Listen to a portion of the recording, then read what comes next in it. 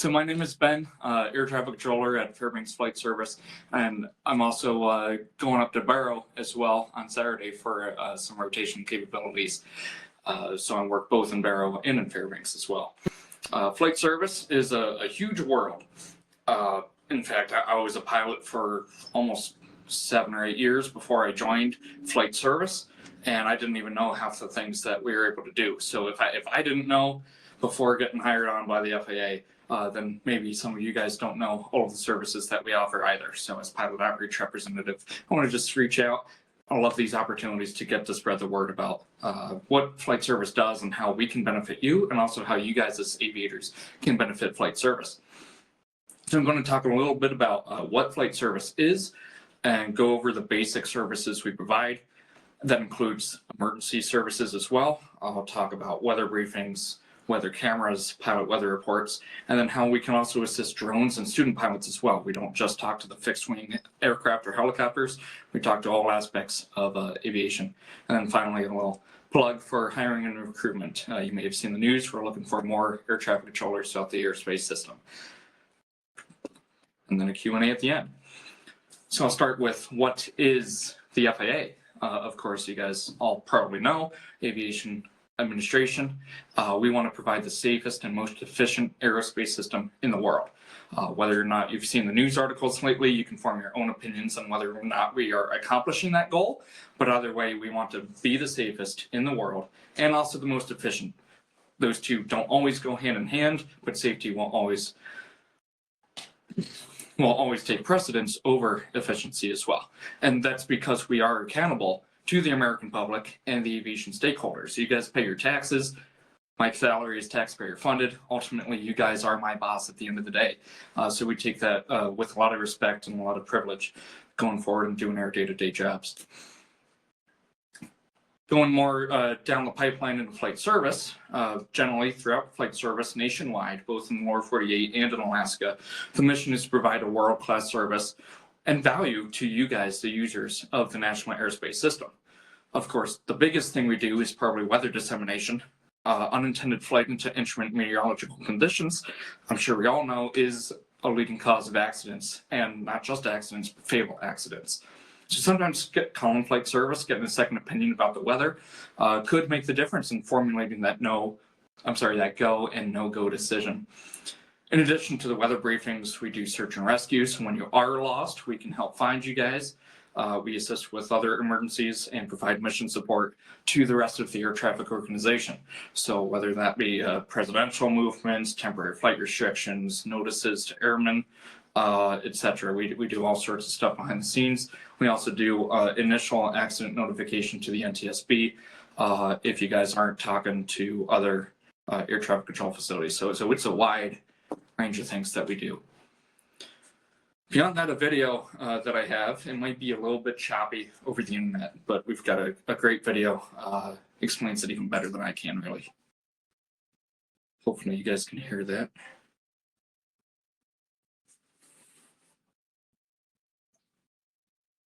Alaska, the airplane is basically our pickup truck. It's our family van.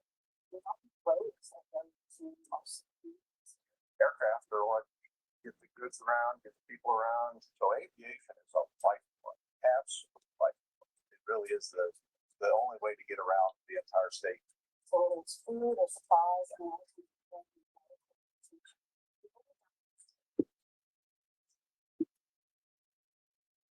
The aviation accidents in Alaska, large number, by the nature.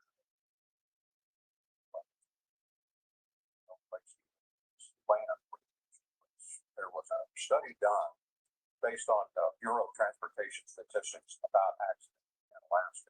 What they found was that pilots, if they had talked to a flight service station, that they were 4 times less likely involved in an accident, 8 times less likely fatal accident.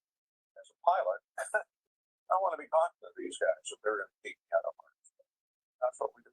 Well, Alaska Flight Service is a great tool for us here as pilots in Alaska, basically being our eyes and ears to tell us what's down the road on a flight. Our whole mission is about safety, and it's about getting the correct information to the pilots so that they can make a solid go, no-go decision.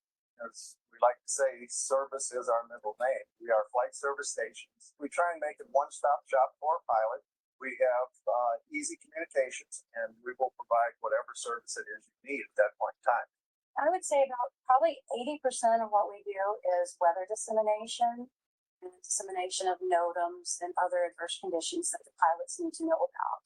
We also do their flight plan filing, search and rescue. We try and be the best. We try and provide that service in a way that nobody else can provide it. And we have 17 flight service stations, 3 hubs and 14 that are located in remote locations. And by having these facilities located remotely, it gives pilots access. They trust this access implicitly because their eyes on the field, where they're operating out of, where they're going to. They know they've got somebody there that they can trust. We know somebody's looking out for us, and that if something unfortunate were to happen, they at least have an idea where to start. It's a great tool, great resource. A lot of great folks at Flight Service. I really like doing it because you have that immediate feedback of what impact you have on the lives of everybody in the town or village you are passing through.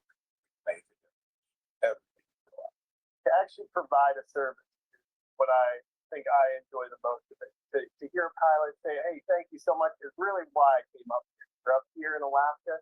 The pilots really do appreciate us, and we really appreciate them. So of course the goal, safety, efficiency, make sure you guys are safe.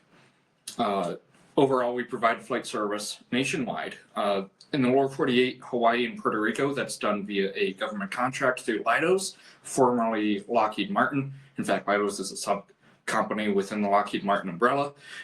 They operate 2 hubs out of Dallas and in Washington, D.C.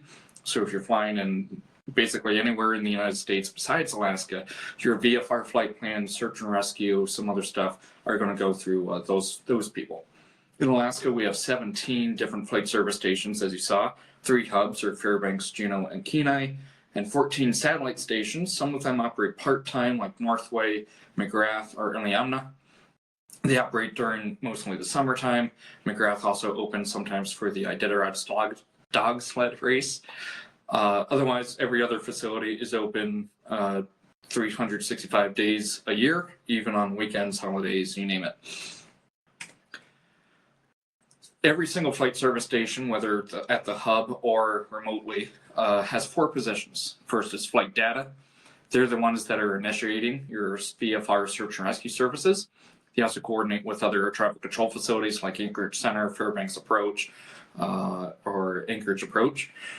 Process your PIREPs, and at the remote locations, they're also the ones augmenting the weather. So logging into the ASOS machine, sometimes the automated station says it's 3-mile visibility, but the people in the flight service station can clearly see 5. So we're going to make those edits, make sure you guys have the most accurate weather information going out, both in the automated systems and also over the radio. And flight data is also like a catch-all position for really anything else that flight service does that isn't listed on the slide. NOTAMs, usually combined with flight data, of course, is your notice to airmen. These include your field conditions, whether there's snow on the runway, ice, wet runways, runway closures, tower light outages, drone NOTAMs, unmanned aircraft systems, really anything that could affect the national airspace system that isn't on a federal level. So we don't handle a lot of flight restrictions, but we do basically anything else that can affect an airport or the immediate airspace within an airport. Pre-flight is the one you guys are probably most familiar with. This is when you call in, get your pre-flight weather briefing, file a flight plan, etc. And then closed flight plans, of course, as well. If you're talking to us on the telephone, you're probably talking to a pre-flight specialist. And then in-flight is if you're talking to us on the radio. In-flight does all of the above tasks, but just over the radio with the pilots. Additionally, we have 2 to 3 times the number of radio stations in Alaska that Anchorage Center has. I know personally from Fairbanks, north of the Alaska range, we have 72 different radio frequencies at 56 stations. In the same airspace, Anchorage Center only has 21 frequencies at 19 locations. So we have a lot of coverage, especially if you're flying into Hooslia or Alakakit or Coldfoot, Alaska. You're going to be talking to your flight service station at low altitude rather than the Anchorage Center because we just have more coverage at those remote locations. Services that we offer that not everybody might be familiar with is the fast file system. So you can leave us a voicemail. You don't have to talk to your specialist in person. Tell us your flight plan, or you can also leave weather observations like a pirate. You can you can close or amend your flight plan via the fast file via just a voicemail. If you don't want to talk to a person, if you don't want a pre-flight weather briefing, you just want the VFR flight plan on file, this is a great way to do it. Minimize your time on the radio, get back to your pre-flight, and get fired up and start to fly. The way you do it is call the briefing line. You can either use the facility's direct number, or we have a new phone number, 1-833-ALASKA-BRIEF. That went into effect April 15th for the entire state. Leave us a voicemail, you follow the telephone prompts, and then give us about 5 to 10 minutes. It's fast to file, but it's not necessarily fast to enter the system because it still requires a human to listen to the voicemail and type the information into the operating system. If we're short-staffed, it may take a little longer than that. That's just the biggest confusion, I think, with the fast file system. A lot of pilots will file it, leave a voicemail, and then take off and fly, and then wonder why the flight plan's not in the system. It just takes a little bit to process. And Master Flight Plans is a service we offer. If you own an aircraft, this is perfect because you'll have pre-loaded information into the system that includes your aircraft type, navigation equipment, true airspeed, search and rescue, emergency contacts, aircraft color, and so forth. This is stuff that's required on every single flight plan, IFR or VFR. But since it's already in the system, we don't have to be asking you those questions over the phone. So if you're filing a flight plan via the telephone with us, you just tell us your call sign. As we type in the call sign into the system, everything should be updated, and then you don't have to tell us any of that information. It also makes it faster because you already have search and rescue location or search and rescue contact data preloaded into the system. So if you are lost, if there's a concerned citizen or your spouse calls us worried about your safety, we just type in the call sign and we're able to start a search much quicker than if it wasn't in the system at all. Master flight plans are also required for the next two things I'll tell you about. They do expire every 2 years though. Problem is that people sometimes sell their airplane and don't tell us, and then now we're doing search and rescue on old data. That could affect safety. So we do have the master flight plans. We ask you just renew it every 2 years, just verify the information's updated. That can be as simple as a phone call and we can update the timestamp in the system. Two-way texting. You can activate, amend, or close a VFR flight plan just via a text message. This is compatible with multiple different satellite devices as well as just Android and Apple phones. Really anything that can send an SMS message either via satellite or via the telecommunications network, you can activate, amend, and close VFR flight plans with it. We are not able to give a full weather briefing over text message. A lot of you have been asking for that. It is in the works, but it's going to be a slow and long process. I don't think it's going to come anytime soon. But in an emergency, we could provide some sort of weather information via text message for you guys if you're in trouble and need some help. You cannot file a flight plan via the text message, but you can change destination, amend your departure time, etc. And then we can't do an IFR clearance via text message. You'll need to be on the telephone or the radio for those. But anything that can involve like a simple flight plan action, we may be able to close your IFR flight plans via text as well, if that's something you want to do, although it's not necessarily an advertised service, so we won't guarantee that. But if we do ask us to close an IFR flight plan, we're going to reply with a text message saying it's done. The Enhanced Special Reporting Service is what took over the Hazardous Area Reporting Service when that got discontinued in 2015 and 2016. The idea was that you'd make a regular phone or regular radio broadcast to flight service, say if you're operating over the Great Lakes, for example, you would report at the halfway point and then you'd report on the next shoreline. That way, if you were to lose radio communications, we'd start the alert notice and search and rescue immediately.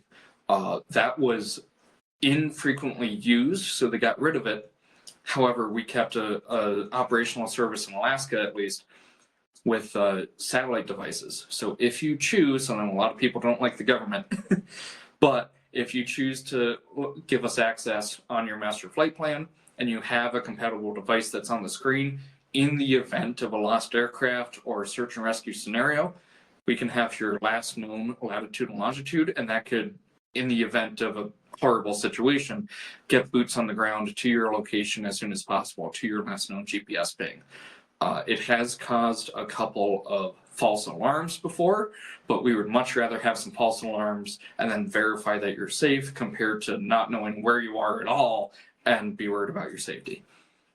But in the event of an aircraft accident, this could accelerate search and rescue services to your crash site. Search and rescue, talk a little bit about how that works. On an IFR flight plan, the search begins as soon as you're overdue. That is up to the individual air traffic controller to decide when that occurs.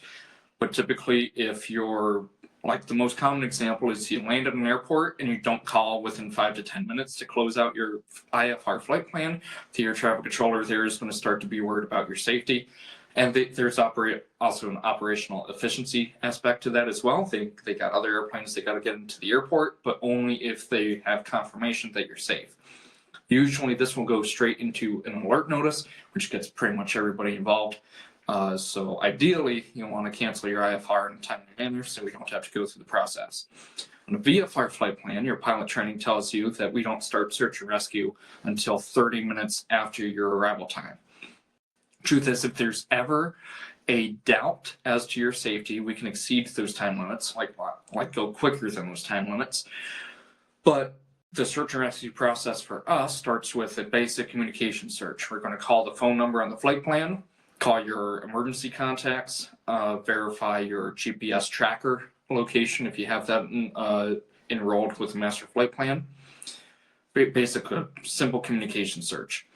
That gives us 30 minutes to get that task done before accelerating to the next level, which is going to be an information request to other air traffic control facilities, flight service stations, airport management along the route of flight. For example, on a flight from Palmer to Northway, you might have landed in Gulcana and gotten a bite to eat or get fuel or something. That might not be on your flight plan, but we're going to call into those airports along the route of flight.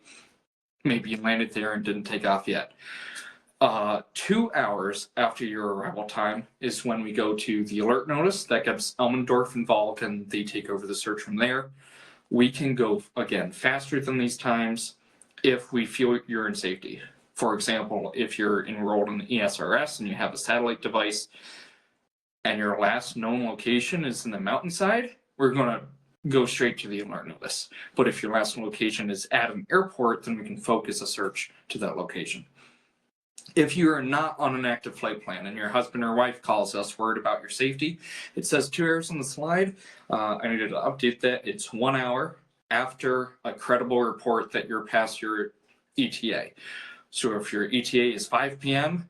and your spouse calls at 5:15, we're going to wait until 6 to declare the alert notice, unless there's, again, reason to be in doubt as to your safety. But if you tell your wife or your husband that you're going to be back at 6 p.m. and it's 6:30 and they call us and say, hey, so-and-so said they'd be back by now, we're going to start that aircraft search on your behalf, even if you don't have a flight plan on file. So just make sure the only way to guarantee the FAA will look for you is if you have an active flight plan. So canceling your IFR clearance while still in the air, or closing your VFR flight plan before you land. If there's somebody on the ground waiting for you that knows you're about to land, then that's fantastic. But if you close your flight plan, you're no longer on an active IFR clearance or a VFR plan, the FAA won't be looking for you. We're going to assume you're safe without a flight plan in the system unless we get some other notification. So my recommendation personally is to wait until you're on the ground before canceling your IFR clearances or calling us to close the VFR. That makes sure that if something happens on landing, that we're going to look for you. Same thing if something happens on takeoff. You want to activate those flight plans before your departure, if possible. So I'll talk a little bit about standard weather briefings. This is our bread and butter. This is what we do most of the time when you guys call us. You're asking for weather updates. We're going to give you all the conditions that are on the screen. I won't read through all of it, but we're basically going to tell you what's going on, anything dangerous happening. We're going to give you the location of the highs, lows, frontal systems, any areas of widespread wind shear or pressure systems before going to the current conditions. That involves your airport operations, airport observations, as well as the weather cameras, satellite, and radar. Then we go to the forecast conditions that includes winds aloft, and then aeronautical information.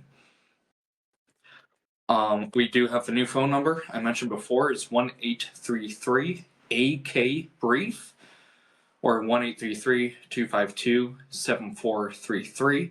That is good for the entire state of Alaska. When you call that number, you'll be presented an option. Press 1 for Kenai Flight Service, 2 for Fairbanks, and 3 for Juneau, depending on where in the state you're flying. Likewise, if you have one flight service station you prefer over the other, we can all three of us can take action in the other's flight plan areas. If you call 1-800 Brief, that's going to be located just for the lower 48, Alaska, and Hawaii and Puerto Rico now. Standard briefing does give you the legal weather and NOTAMs for your pre-flight action. You're still required to do the pre-flight walk around of your airplane, your weight and balance, your takeoff landing distance, that's on you. But if you call us, you don't have to do anything else to be legally compliant for 91-103. It is also logged, so if something bad happens and the NTSB or the FAA is looking for you guys, seeing whether or not you've met the regulations and so forth, we do log that this call sign got a briefing at this time. If you do a walk-in briefing, we'll also log a little summary. If you call us over the phone, it's also recorded just in case anything bad were to happen. We can pull up what we told you and help an investigation from there, whether that's an accident investigation or just even verifying you met the regulations. You are allowed to brief yourself, but of course, unless your electronic flight bag app has a log for you, you know, if you're just going on to aviationweather.gov to peruse, that is a legal way to present your weather briefings, but it's not logged in the case of an aircraft accident or something. We also have a world of expertise, allowing you to make that go and no-go decision. The weather cameras is a huge program, and it seems to get a lot of positive feedback. And in fact, the only negative feedback I've received about the weather cameras is really just that they're out of service sometimes. You know, people are asking when their cameras are going to be back online. As of July, there were almost 860 total weather camera websites. We seem to be adding 2 to 3 basically every month, so it's going to be above 900 before you know it. It is a partnership between the United States and Canada. So it's an international product available on the FAA website for free.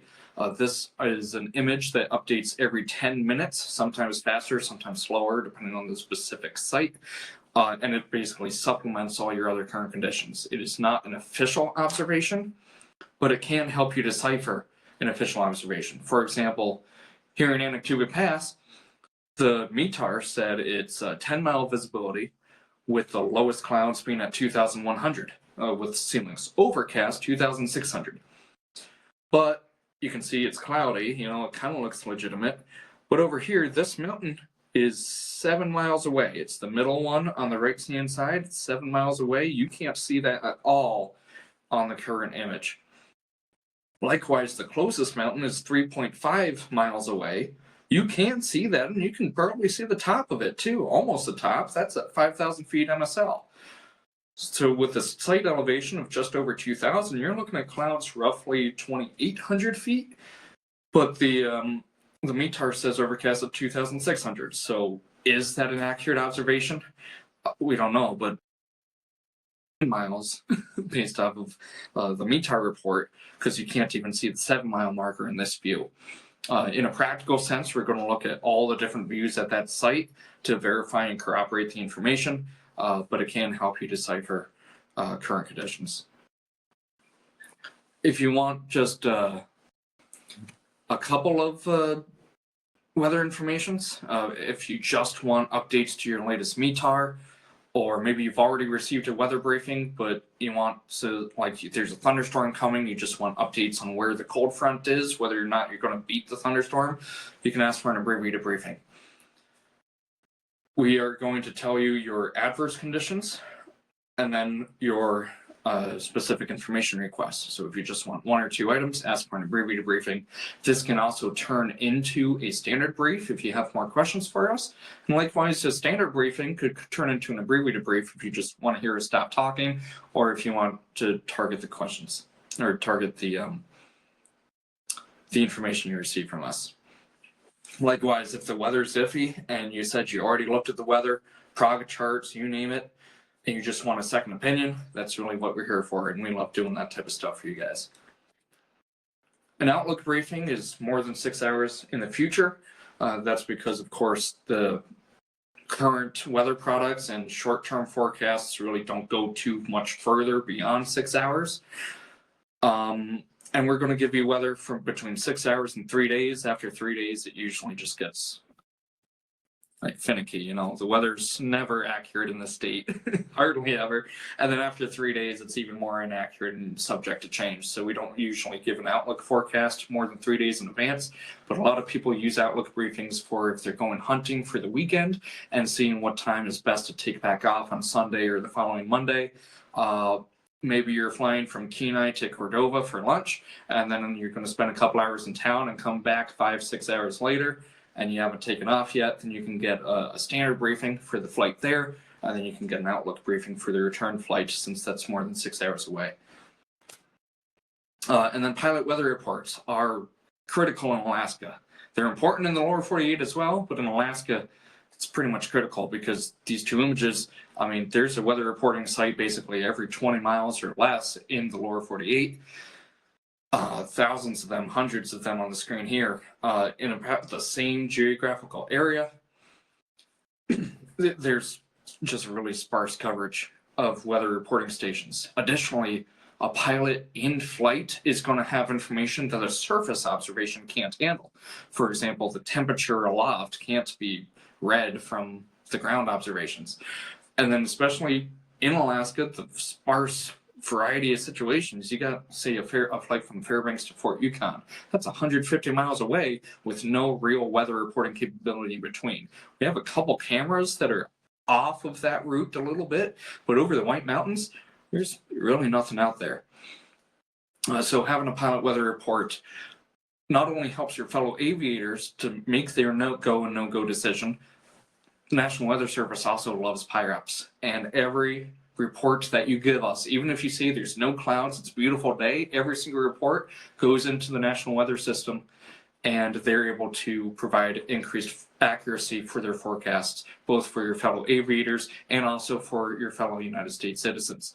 So your PIREP does go to enhance the weather observations for the Canadians, and as those weather systems continue moving southeast, eventually the lower 48 will have improved forecast because you're willing to pipe up and give us a weather observation from in-flight. Talk a little bit about student pilots. How can we help you? First, during your flight training, we want to make sure you're situationally aware and practice your no-go and no-go decision-making. You can call us up even for a planned flight way into the future. You can plan a flight on your own, ask us for some advice, get your weather going on, especially as a young aviator. Maybe you don't have a wide expanse or experience with aviation weather, so we can walk you through the process and describe low fronts and thunderstorm activity to you guys, help you become a weather expert, and that way you can improve your self-briefings as well. If you're flying solo and you happen to get lost, we're trained to be able to find you guys. We'll coordinate with other air traffic control facility and get you found, get you on a safe direction to the nearest airport. Additionally, search and rescue is an invaluable service. So if something bad happens and you're by yourself, a young student pilot, you can have a flight plan on file with us and know that eventually somebody's going to be looking out for you if you don't return home on time. Likewise, if you're just running late and everything's normal, we can relay a ETA to your flight school. If you're outside of self-service, you only have the radio, call us up and we'll be able to tell your flight instructor that you're running a couple minutes late and not to worry about you. Likewise, on the check ride for your student pilots, I've gotten multiple calls of students having a planned flight, say from Soldotna all the way up through Windy Pass and into Chena Hot Springs. But maybe the weather's not so great over Windy Pass, so you might suggest you fly over Palm or Gocana and up the other mountain passes to the east, or fly around west and then around the mountain passes. Fly the long way around the Alaska range. That way you can present to your designated pilot examiner that you've looked at all these options and gotten a consultation from the aviation professionals here in flight service so that you can be informed for your oral exam or your stage check and whatnot. Additionally, we've got a lot of local knowledge. So if you have questions about a specific airport, maybe there's a runway made out of gravel and we can get field conditions for you to help plan that flight. And especially just being informed for your stage check, say military aircraft operations going on, that you want to be prepared with all the questions your examiner might give you. For drones and unmanned aircraft, you can use flight service as well. Specifically, you guys still have weather communication or weather requirements rather for 3-mile flight visibility, and then 500 feet beneath the clouds and 2,000 feet horizontally from the clouds, unless you've got some sort of waiver from the FAA to fly your drone in worse weather than that. You have weather minimums to meet. And if you're not the most experienced aviator, you can call us and get a weather briefing, or even if you are experienced and you don't want to log into the internet, we're more than happy to help you guys. File and NOTAM as well, because unmanned aircraft, they're small, hard to spot. And if you're a Cessna Skyhawk flying at 90 miles an hour, you can hardly see an object this big out the window. And especially if it moves erratically, it doesn't take off and land on a normal flight path like aircraft would. So filing a NOTAM lets other users of the airspace system know that the drone is there. It does not replace the LANCE airspace authorization. It is a separate. So you may have permission to fly in towered airspace, but without a NOTAM, people might not know that you exist out there. So calling us, get that airspace coordination, helps everybody involved, including air traffic control. And then, of course, flying your drone during the summer, you may be flying in a wildfire area. You know, a lot of people want to take pictures of random stuff. And if there's a flight restriction in the area, we can help you stay informed about that as well. Other services we provide is, I talked a little bit about lost aircraft orientation. We can relay your IFR clearances. Again, we have 2 to 3 times the low altitude coverage than Anchorage Center does. At the remote sites, we offer airport advisories. So traffic information, helping you guys get safely in or out of the busiest airports in Alaska that don't have control towers. Likewise, if you're going to and from Canada, we can relay information about your arrival time to customs. And then during ice breakup season as well, the National Weather Service does forecasting along the riversides for remote communities. And if you are seeing a divide between solid ice and liquid water along the river, radio that into us, or you can even take a picture and upload that to the National Weather Service website. But if you tell us where the location between ice and water is, that then helps the National Weather Service forecast flooding for the small communities that don't have very much infrastructure for that sort of protection. Likewise, during the summer, the majority, I believe, I don't know the exact number, but a whole bunch of forest fires in this state are first reported by aircraft. And you can call us over the radio.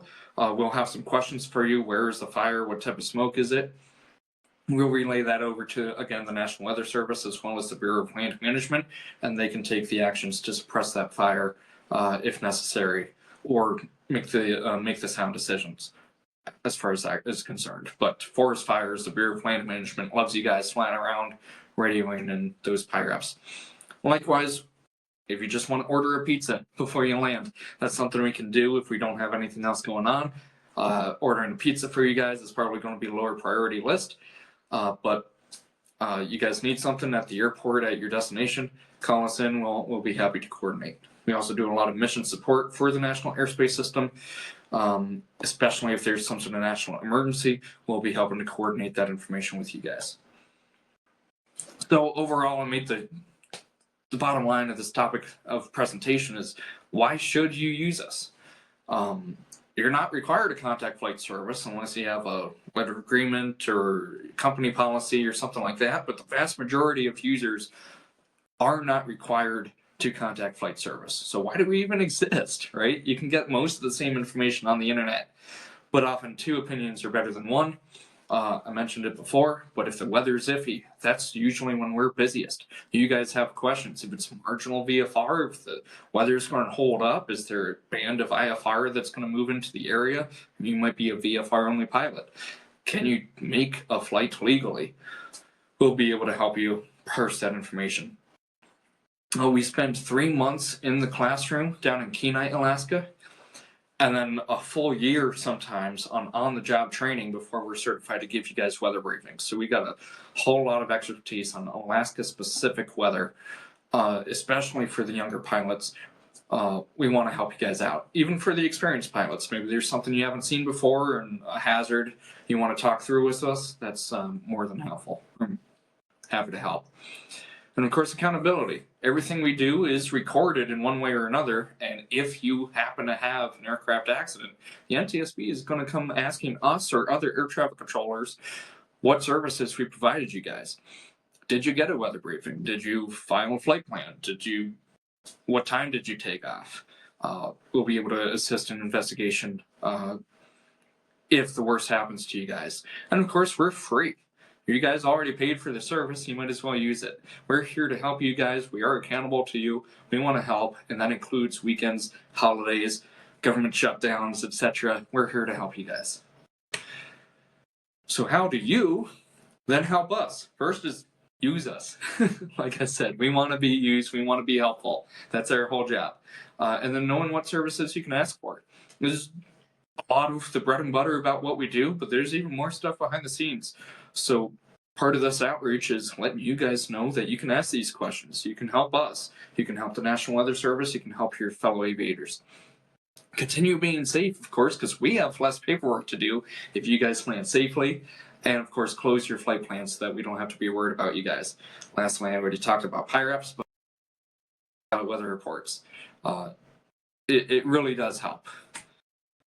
And lastly, we are hiring. So especially for the younger folks in the audience looking for a career.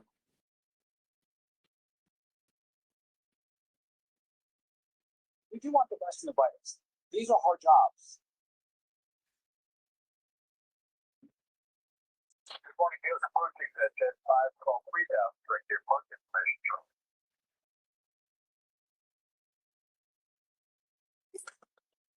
Zero, Mike November, Fairbanks Flight United 153.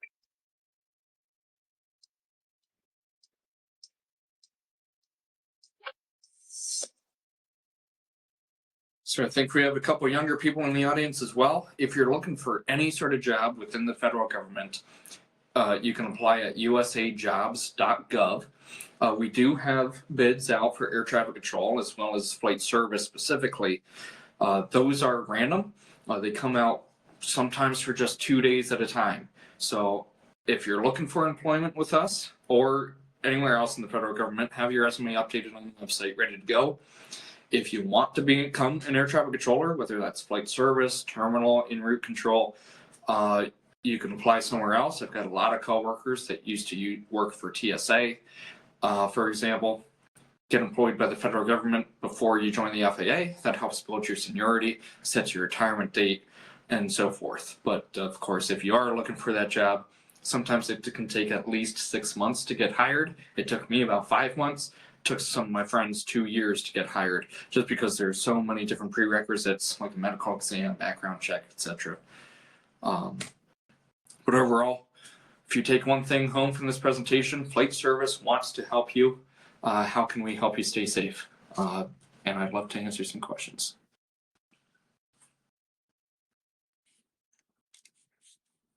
Okay. I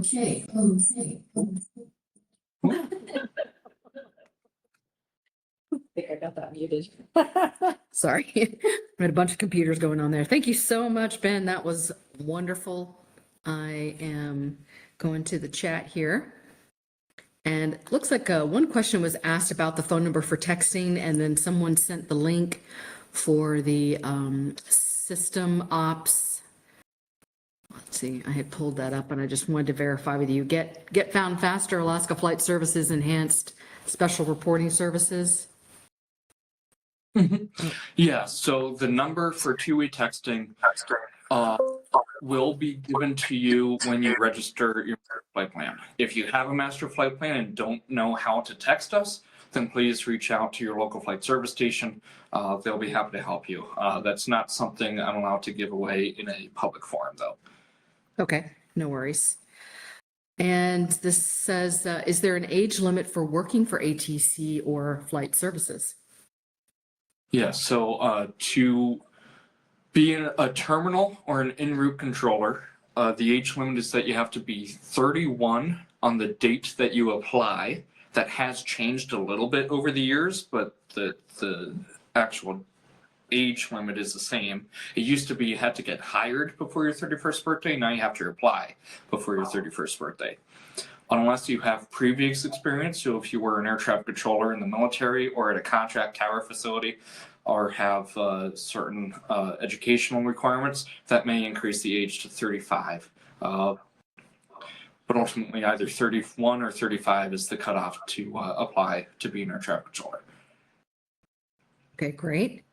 And this question says, I understand you're no longer able to provide DF steers. Is that a radio question? I don't know what that is. Do you?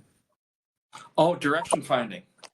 Yes, so I believe all of our direction finding equipment is no longer in service.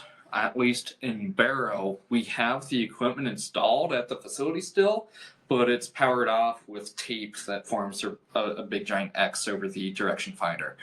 I know that used to be a great service, but we no longer do direction finding to our flight service stations. At least not in the Fairbanks flight plan area. And it looks like somebody just chatted. It's not anywhere. Been decommissioned? Yeah. Okay. And I was going to Of course. ask you, so sorry.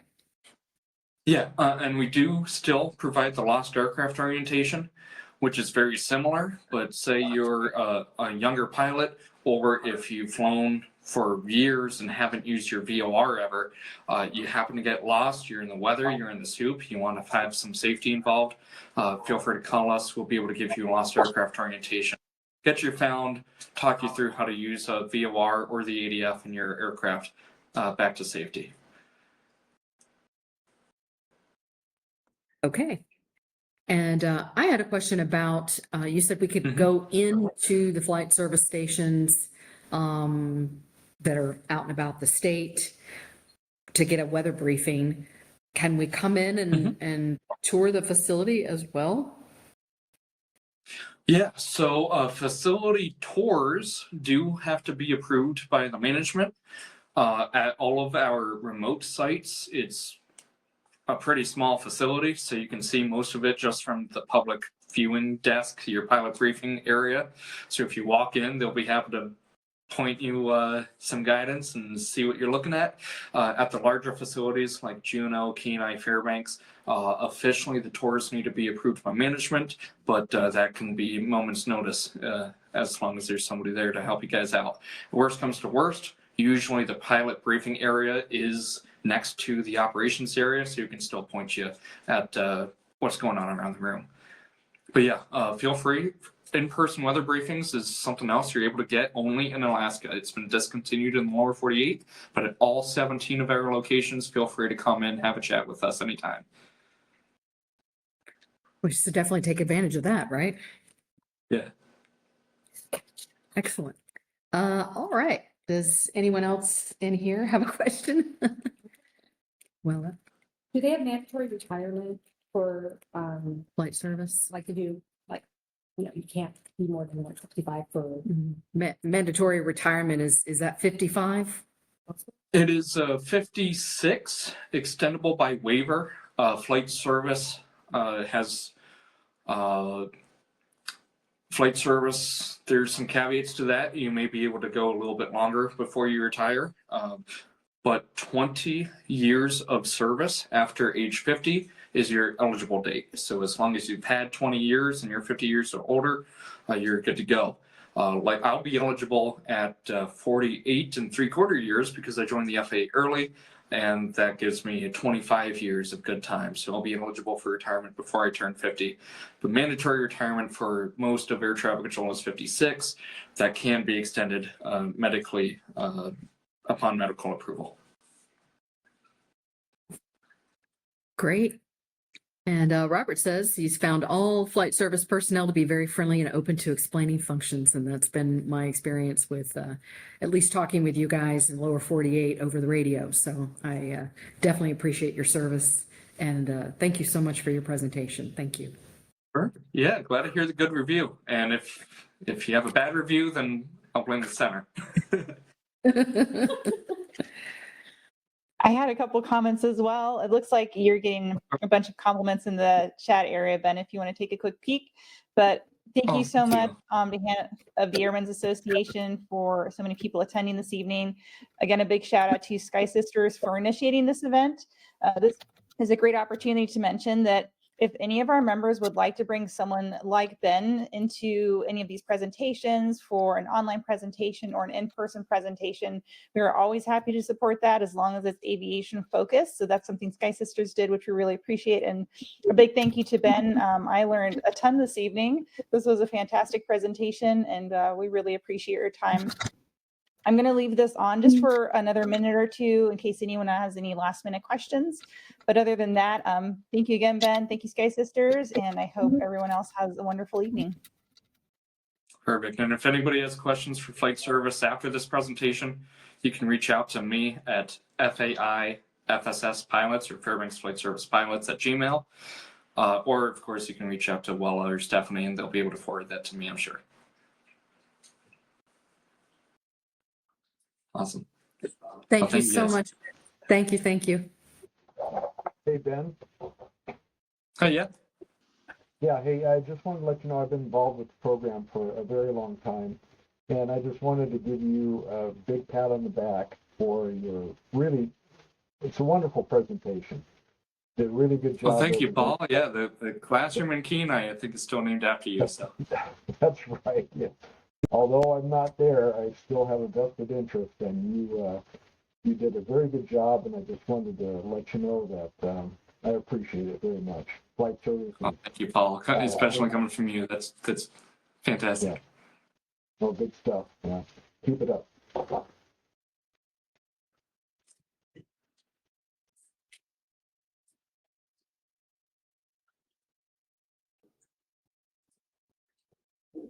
All righty. If there are no other questions here, I'm going to go ahead and end this meeting for everyone. Ben, thank you again for this awesome presentation tonight.